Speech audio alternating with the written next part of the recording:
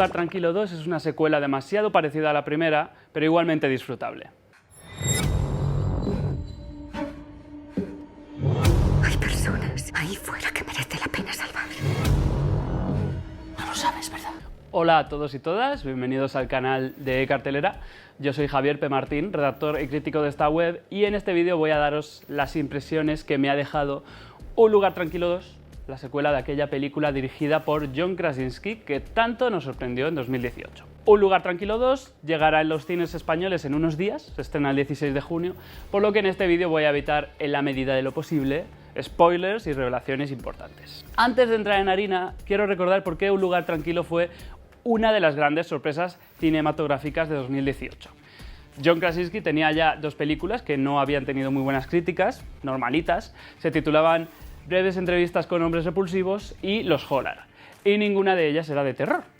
Además, lo conocíamos más por su faceta como actor, especialmente su icónico papel como Jim en la comedia The Office. Y creo que nadie esperaba que Jim de The Office fuera a dirigir y coescribir una película de terror que funcionara en taquilla y a la vez tuviera unas críticas excelentes. Pero así fue. Un lugar tranquilo recaudó 340 millones de dólares en todo el mundo y fue recibida positivamente con bastante unanimidad, tanto entre la crítica como entre el público, y eso es toda una hazaña, casi un milagro en estos días.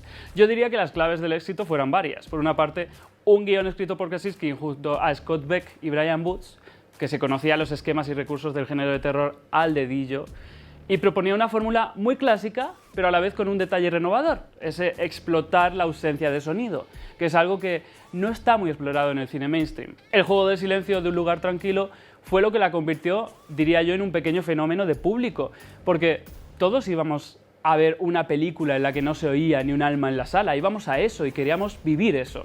Además, Krasinski sorprendió también como director, porque emulaba muy bien al Steven Spielberg ochentero, el de la ciencia ficción, el de películas como E.T. el extraterrestre, Encuentros en la tercera fase o La guerra de los mundos.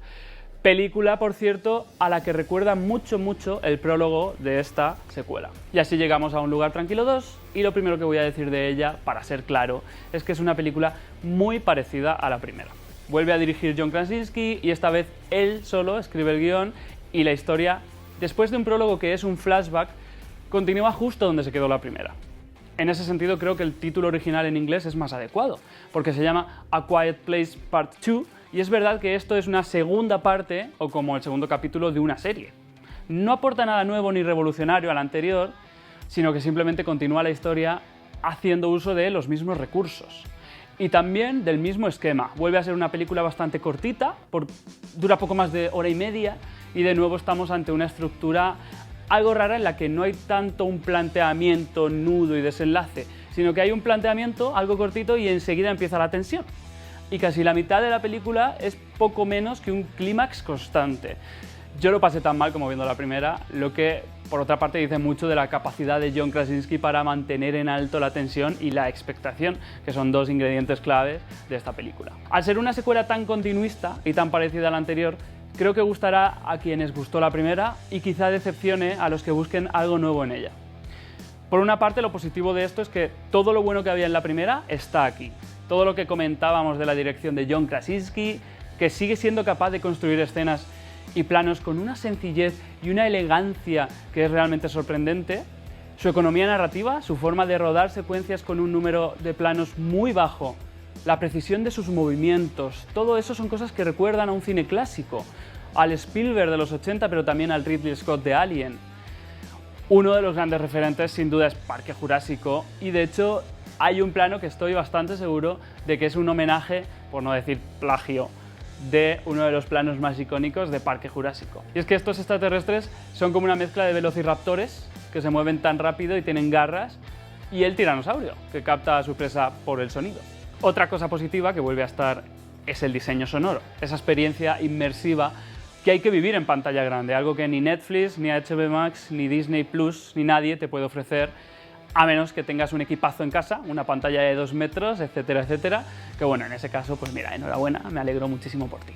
Quizá sobre este tema del sonido pondría la pega de que la banda sonora, la música de Marco Beltrami, que hace otra vez, me sobra en muchas escenas. Le resta algo de capacidad inmersiva a esta experiencia, pero es un gustazo cómo juega con la sordera de la niña protagonista, cómo la aprovecha para construir tensión, para quitarnos información sonora y hacer que nos pongamos nerviosos, nos sorprendamos, nos asustemos. Desde luego es una cosa que no es demasiado positiva y que vuelve a estar aquí.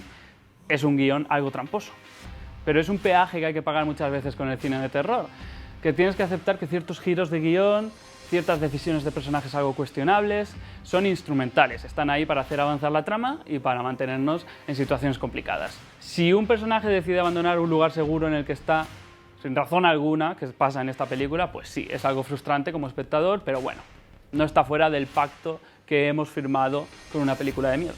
Si nos enfada demasiado, creo que está en tu mano hacerlo, que estás aquí para disfrutar de la experiencia y, chico, tú decides. Y otra cosa positiva, que es clave, creo yo, es que vuelve a recuperar Un lugar tranquilo 2 los personajes de la primera película.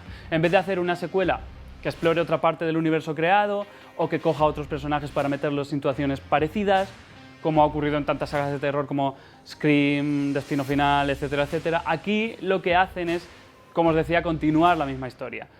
Vuelve a ser protagonista esta familia, esta vez sin el padre, el personaje de John Krasinski, que moría al final de la primera.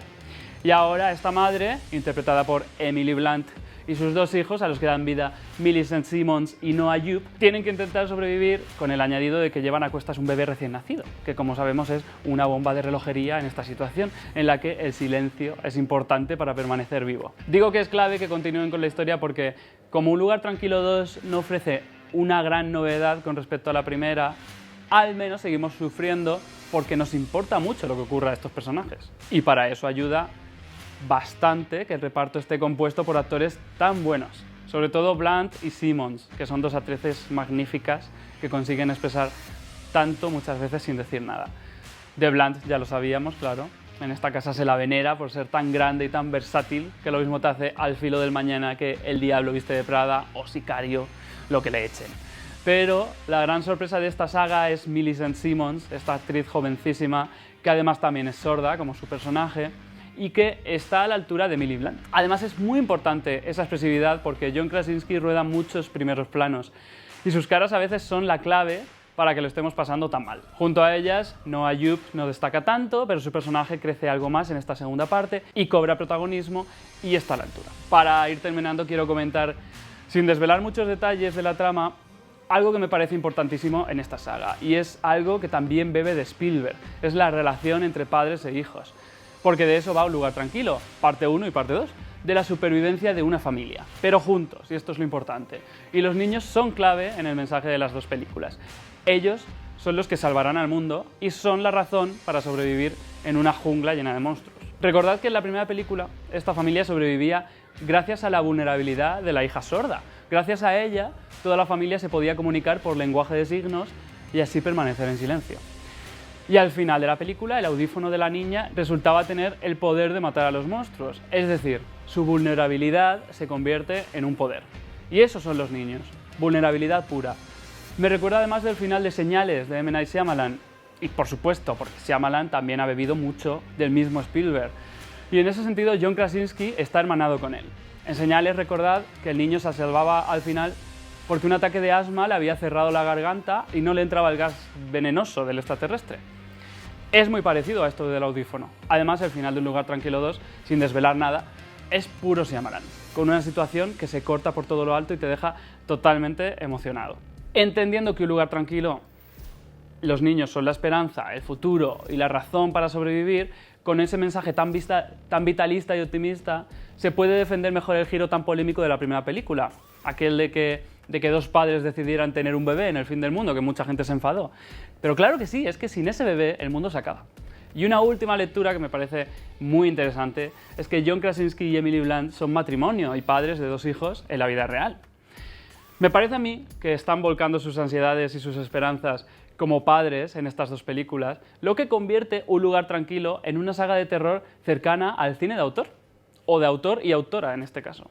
En fin, que aunque es un poco la misma película otra vez, lo cierto es que el conjunto vuelve a ser tan positivo que le perdonamos que se pierda algo de frescura. Como dice el dicho, si algo no está roto, no lo arregles. Dejadme vuestros comentarios abajo, espero que os guste tanto como a mí y que la disfrutéis en pantalla grande, que es donde está diseñada para verse.